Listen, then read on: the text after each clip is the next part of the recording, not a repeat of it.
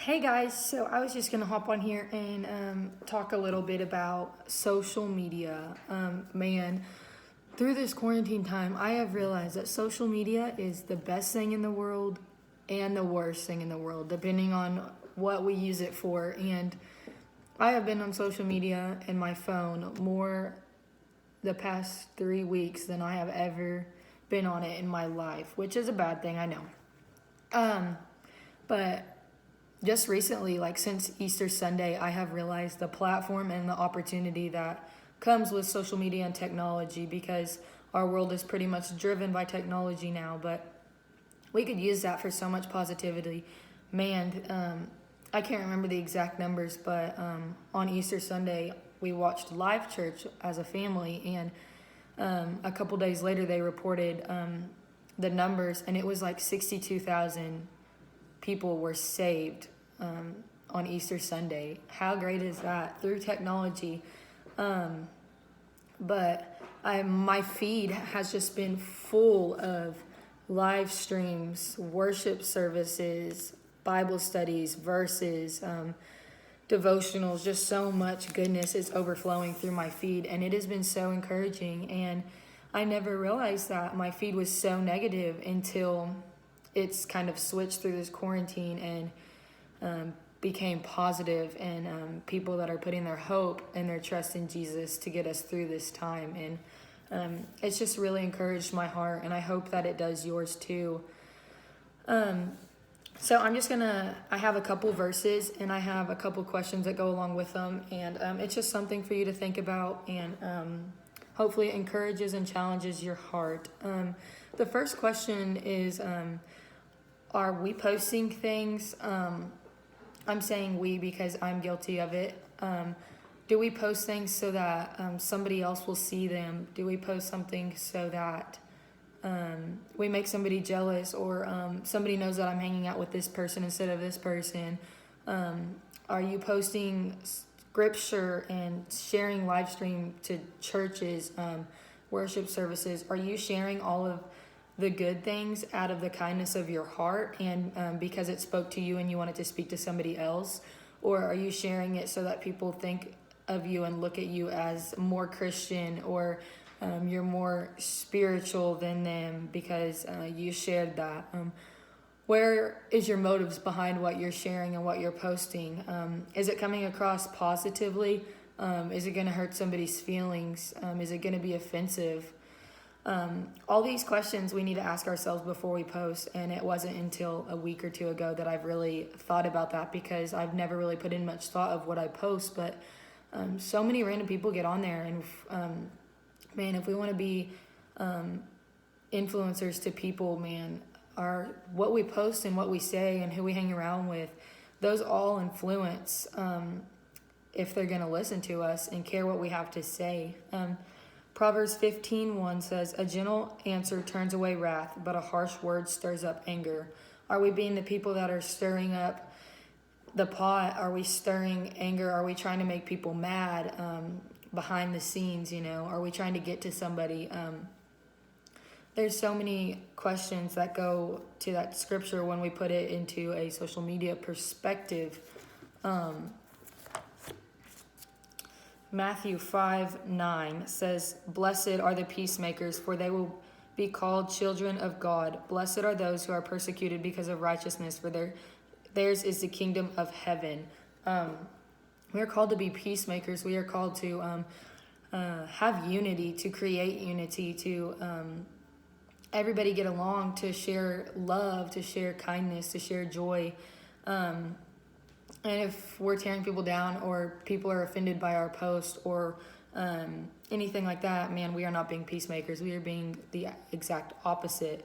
In Matthew 5:11 or 13 and 14, it says, "You are the salt of the earth. You are the light of the world." Man, we need to be seasoning this world, and we need to use what's inside of us, man. We have something in our hearts, and that we need to be sharing. We need to be sharing the gospel and the good news, and being the light of the world. And there's so much darkness and so much negativity, and we need to be those people that are encouraging and just showing people who Jesus really is by not only speaking it through a phone like I am right now, but in what we post and who we hang out with, in what music we listen to, in the things that we do in our free time, things we do on a Friday night. All of these things really show what Jesus means to us, not only to ourselves and to our friends, but to unbelievers that are watching our every move, because you guys know that they are, and they're always people that are waiting for us to mess up. So just keep that in mind. It was personally convicting to me. Are you spending more time with God and the Lord and others, like your family, or are you spending more time in the screen? Every week you should get a activity of how much you've been on your phone. Could you be using your time more wisely? Could you be using it to help around the house, to do your schoolwork, to work out, to eat better, to be in the Word?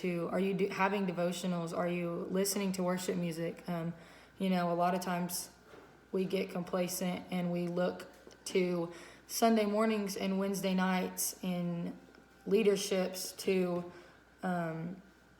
grow our faith and to become better, but it has to start with ourselves, and we have to become in the Word, and we have to make it a routine. You don't want it to be a routine, but it needs to be in your daily routine that you spend time with the Lord. Is it the best use of your time, what you're doing? Social media is sadly another thing that we have just added to our world and our life to make us more busy. And it's another distraction, if I'm honest. We have too much sports, we have too much games, we have too much homework, we're so tired from school. There's just so many excuses. So how much time are you spending on your phone that you could be spending with the Lord? Not only has the social media could be used for negativity and everything, but a lot of people get on there and think, man, I wish I looked like that girl. I wish I had that hair. I wish I could hit the ball as far as that girl posted. And, in Galatians 1:10, it says, am I now trying to win the approval of human beings or of God? Am I trying to please people, or am I trying to please people? If I were still trying to please people, I would not be a servant of Christ. We are not called to please people. Not everybody even liked Jesus. They mocked him and spit on him and threw things at him. So we cannot expect for everybody to like us. So we are wasting our time. And God has made us all perfectly the way he wants us. And we are wonderfully made. And it's just a waste of time, and it's a waste of opportunity if we are sitting here comparing ourselves to something that we're not and something that we want to be. We are missing so much opportunity to be who God has called us to be and to embrace it. And we have all been given talents and gifts that each one of us don't have. They're individual gifts that the Lord has given us, and we need to use them for good and to glorify him instead of missing that opportunity by comparing ourselves to what we're not. Find your security in him. In Psalms 18:32, it says, it is God who arms me with strength and keeps my way secure.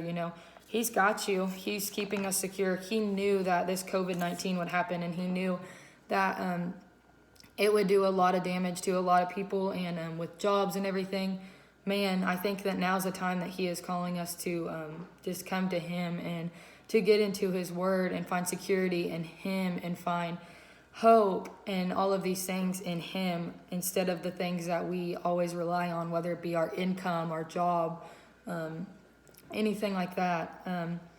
And lastly, I'm going to leave you with, I challenge everybody to go watch the Live Now project that Deanne Tucker has put together. It's on her Facebook and her Instagram, and it's been shared through a couple people, Brienne, Alex, me, Jessica, Allie Bristow, Callie. Those are just a couple I can think of. But she's been at my house recently, and I've been watching her kind of put it together and watched from the beginning to end, and now that it's published and out there, man, it's really encouraging, and I just challenge you guys to go watch it and open your hearts to be challenged and encouraged and convicted.